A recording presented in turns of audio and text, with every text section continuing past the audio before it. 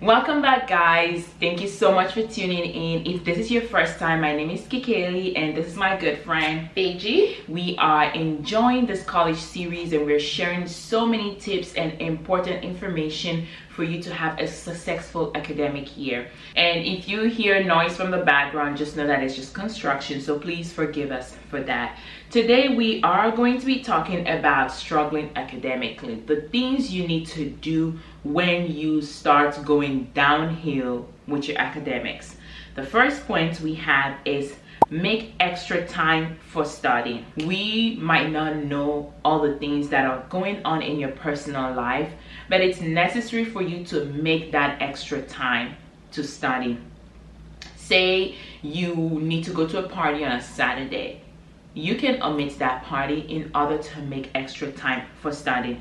Your academics are much more important. You're going to remember the effort you put into your work compared to a party you went to, the other night. While you're making time to study, make time to go see your professor. We talked about that in one of our previous videos, but it's important to talk to the professor or the teaching assistant to see what you can do in order to catch up academically.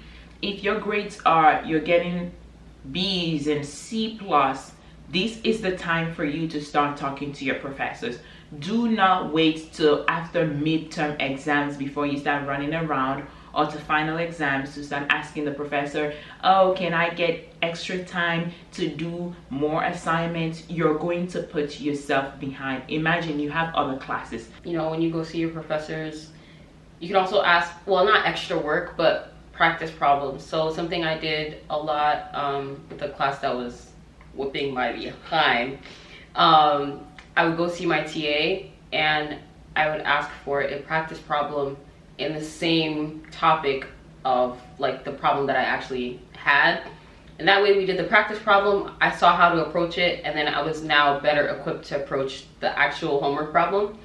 And yeah, you also want to try and do that early on, so you have time to actually do your work.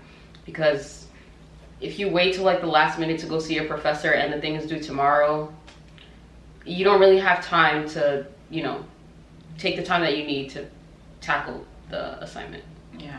The next point is have a calendar where you schedule all your assignments. So we talked about this in another video where we asked you to write down all your classes and the time to start. We want you to add to this all your assignments and your due date. If writing it in paper will make you forget, add it to your iPhone or Android calendar, all the due dates of your assignments, or add it to a specific sheet. Google Sheets, Excel sheets are fine. And when you do that, give yourself a week to complete the assignments before the due date. So say for example, your assignment is due October 15th. Try to make sure you have the assignment ready or completed a week before October 15th. This gives you the opportunity to either check in with your classmates and see how they did on their papers, or ask for your professor or the teaching assistant for feedback before you submit the final product. Yeah. All right, so the next tip we have is to take some time off. It can be very overwhelming, especially when you're, worried about failing a class, to just keep studying without any breaks. When you take a step back and maybe, do an activity that you like to do, could even be watching a show, going to the movies, spending some time with friends, and putting that at the back of your mind, it will actually help to get your brain juices flowing again once, you're back into the work environment. Another thing I would suggest is deactivate all the social media accounts. It is very, very, very distracting, especially when it's crunch time. You don't want to be trying to study for a test and you're getting a notification on YouTube or on Instagram that, I don't know, Bow Wow just posted. I don't know who still cares about Bow Wow, but that's just an example. Or for instance, you were supposed to go to a party on Saturday, and that Saturday while you're studying, you peep like your friends who had invited you to go to the party are posting, and now you're on your phone, keeping up with the entire party. You might as well have gone, because now you're wasting your time that should be spent studying on your phone being distracted by whatever is going on outside of your study room. So it's very beneficial to get off of social media. It also, social media has a way of making people feel a little bit bad about themselves. Like whenever you see people are like, it's a highlight reel of everyone's life. It's never, you know, the highs and lows. It's always the highs. So you're watching this, everybody's having a great time. Somebody's in Dubai, somebody's just got a job at whatever company that you actually wanted to work for or whatever, and you're looking at all this stuff and you're like, oh my gosh, I'm never gonna be able to do that because I'm failing this class right now. So it's good to basically out of sight, out of mind, because it doesn't affect you unless you're looking at it. So the longer you stay off social media, the easier it'll be to focus, the easier it'll be to just live in your own present moment and worry about what's going on right now, right around you. So yeah, that's another thing you should probably consider doing. Other practical steps for the girls is you can go, you know, for a spa if you can afford it. If you cannot afford it, look on Groupon. There will always be some discounts that you can use to go for a massage or a spa. Also, like, go get your nails done. If that's something that brings you joy, do it. You don't have to spend crazy money on it. If you want to go boating, there are different activities that you can do to help you think better when you get back to your activities. And for the boys, like, go for a game with your friends, you know, or go hiking.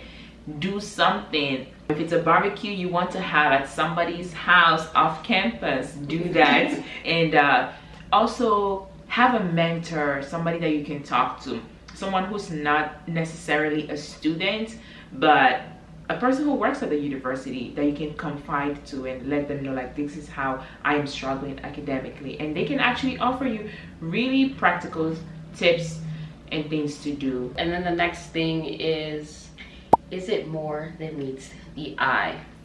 There can be so many like outside factors as to why you might be struggling academically. One that is like very obvious could be something traumatic or a death in the family, like something really big happened in your life that's just affected everything.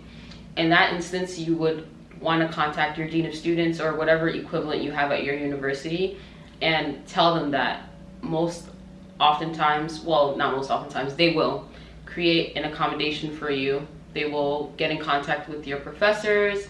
You'll probably have to provide documentation about maybe like a death certificate or someone in the family to explain what's going on, and yeah, they'll accommodate you, probably get more time to complete assignments. There is a thing called incompletes that most universities have as well. So what it is that you get the incomplete grade, and then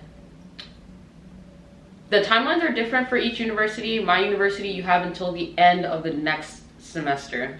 Some universities you have until mid next semester or the beginning of that next semester to complete all the work. So say you're having a rough time spring 2020, you have until fall 2020, the end of fall 2020 semester, to finish the work from spring 2020. So that's more than enough time to get things out of the way. Additionally, it could be something else. I touched on this briefly in another video. It could be ADHD, it could be dyslexia, it could be autism, it could be anything under the sun. For that, you would go to disability services and they would give you an accommodation as well. And that would be sent to all your professors at the beginning of the semester. You could also take it upon yourself to talk to all your professors personally and kind of, you know, even jumpstart that relationship with your professors. And yeah, as the semester moves along, if you're finding yourself getting a little overwhelmed, hey, Professor so-and-so, like, I'm going through it. I might need, you know, a little bit extra time for this assignment because it's kind of, you know, it's very difficult for me. And they're required by law to be accommodating. They can't say no unless it's very unreasonable. So for instance, you ask for a 3-month extension when the thing is due in an hour, you know what I'm saying? So yeah, just keep those things in mind. Those are like really important things, especially if you know that you have like something that will affect your learning throughout the year. Yeah. And to also add to that is, college is not easy. We understand that. We've been there before. There are times where students are meeting their parents' expectations of, if say you're a student athlete, you have those expectations to meet, and then on top of that you have your academics.